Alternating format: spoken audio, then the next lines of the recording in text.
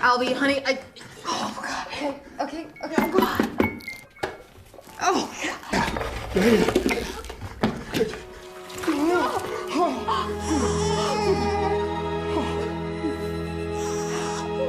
Ça, c'est une scène du film de science-fiction de Pod Generation, dans laquelle Emilia Clarke assiste à une étrange naissance. Derrière cette scène, il y a un storyboard, et derrière le storyboard, il y a le storyboarder Yves Capet.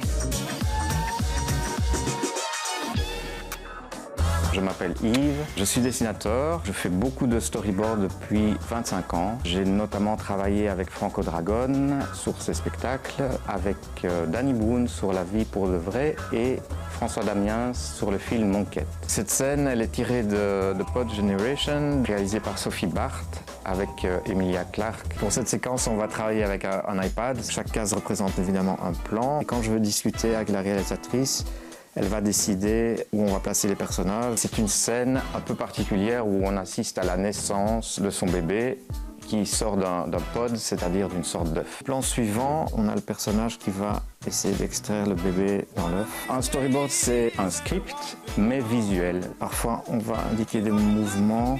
C'est très sommaire, mais on a déjà compris le plan. Ça permet de voir l'enchaînement visuel de plusieurs séquences d'un film. Au plan suivant, on va avoir ce qu'on appelle un point de vue, c'est-à-dire que c'est ce qu'elle voit, et de préparer le film, préparer le budget, préparer les effets spéciaux, les décors. La première partie, c'est en discutant avec la réalisatrice, bloquer tous les plans en brouillon. Et la seconde, je rentre chez moi et je redessine tout au net.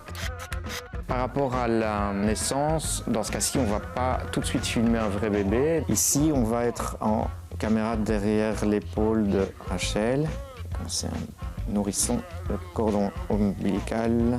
Dans cette scène-là, il y a une interaction un peu de panique chez les nouveaux parents. Et donc, c'était important pour la réalisatrice de bloquer la scène et de voir comment elle allait placer sa caméra sur le tournage. Voilà, ça c'est ce qu'on a discuté avec la réalisatrice. Et ensuite, moi je rentre, je mets tout ça au net et je l'envoie le soir à la maison d'effets spéciaux.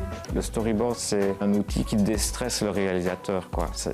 Tout est planifié.